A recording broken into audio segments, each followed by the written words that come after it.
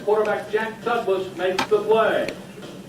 Wofford would then find itself down 12-0, but the cheerleaders were ready for some action as Anthony Jennings would stir things up with a great run from his fullback position as number 34 bangs ahead for the first down. Sean Graves then with just an incredible run. Watch the fake as he falls, gets up, and takes off. It's 12-7. Wofford has come back in the ballgame. The Terriers would go 75 yards in 6 plays, capped off by another incredible run by Sean Graves. Watch the fake. 3 guys touch him, but he scores the touchdown. Coach Mike Ayers then decides to go for 2. Alex Holzball, the sophomore halfback from Elizabethton, Tennessee, just gets into the corner of the end zone, and it's 15-12. The Wofford Terriers have taken the lead. But then disaster would strike. Taurus Forney of the Citadel Bulldogs with the kickoff return. Would he get that guy? Watch. 50? There is nothing but clear sailing. But somehow Chad Starks runs him down and knocks him out of bounds around the 10-yard line. But the Wofford Terriers still had one more miracle to pull. Defensive back Chad Starks breaks on the ball and comes up with the biggest interception of his young career. Starks takes it back as the clock runs down, and the Wofford Terriers hang on for a 15-12 thriller. Later, Starks talked about his big play. So, the offensive back and his hand went up. I was thinking he was going to chip it, and he barely touched it. It fell right into my hand. The situation. Okay, come on out.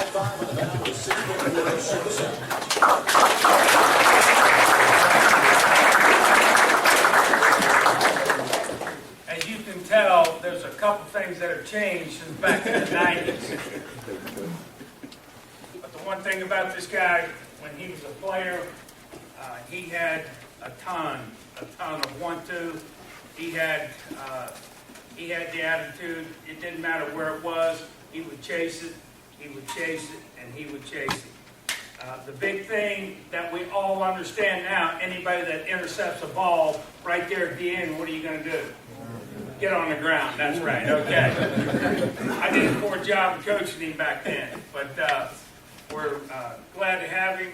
He is a professor now at Delaware State, and what's the deal with the astronaut deal? I'm the associate director of the NASA space grant. Yeah. We'll talk about that in a second. Yeah. Okay.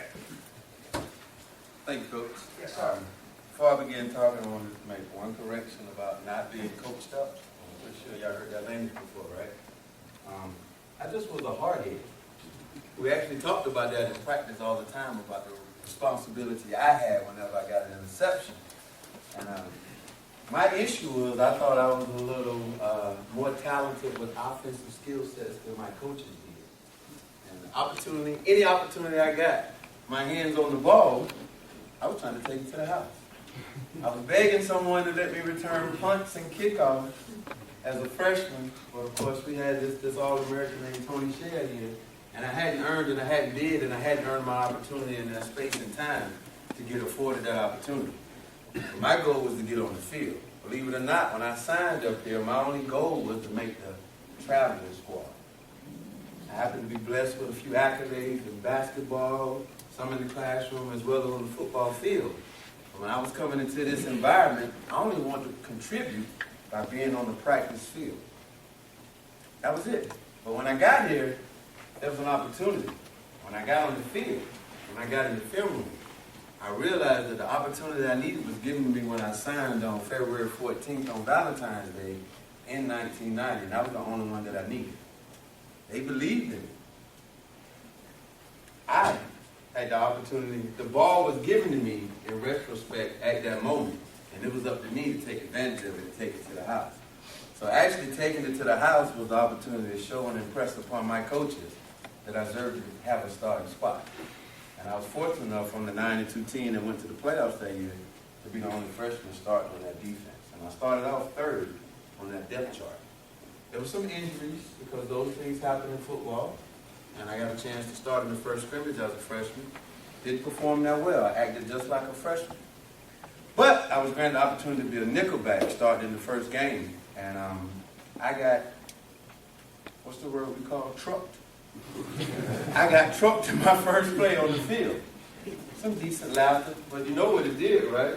When all of us have that anxiety and that nervousness before kickoff starts, what does it usually take for you to get right? That one hit. And after that one hit, then I made my one hit. And then I felt okay about where I was. We're going to put that part of the tape on pause. And I want to start off about introducing myself and telling you a little bit about me and a little bit about where I'm from and a little bit about how I got to certain spaces and where I am now and where I plan on going for the future. And hopefully some of this can resonate with where you are now, where some of you are from, and where you plan on taking your future. I'm born and raised in Columbia, South Carolina. Proud native of the dirty, as we like to say. I'm one of 5 children. I have 3 older brothers and 1 older sister. So, as we like to say, I am the baby. I don't think I was spoiled. I don't think I was treated like a baby, but my mom has a different type memory and conversation than what I had. I didn't have a great relationship with my father growing up. I had no relationship with my father. My mother was one of 14. She picked cotton for a living. My grandfather owned cotton fields. The race relations and the whole political culture and environment was very different in South Carolina than what it is now. My mother used to tell me stories growing up as a child that when she picked cotton, she used to have to lay down in the fields when the school bus came around because my grandfather wouldn't let her go to school. It was about survival before education. She graduated as a valedictorian of her class, even with missing those days out of school. She put education as a priority, even though she wasn't even allowed to go to school. My grandfather was teaching her a value system about work ethic.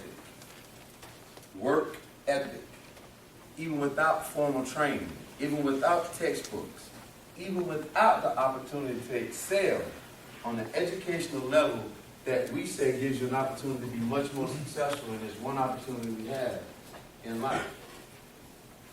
Walking across campus in graduate school about 6 years ago, I realized what my grandfather had sacrificed for me in order for me to be a part of this thing called success. The values that he gave my mother had no option but to bleed down to me.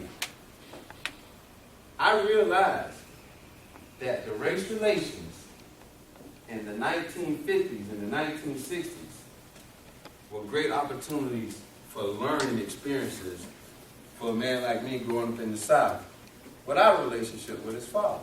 And let me tell you what I mean by that. My grandmother corrected my grandfather one day when they were selling the bales of cotton to one of the white landowners. She said,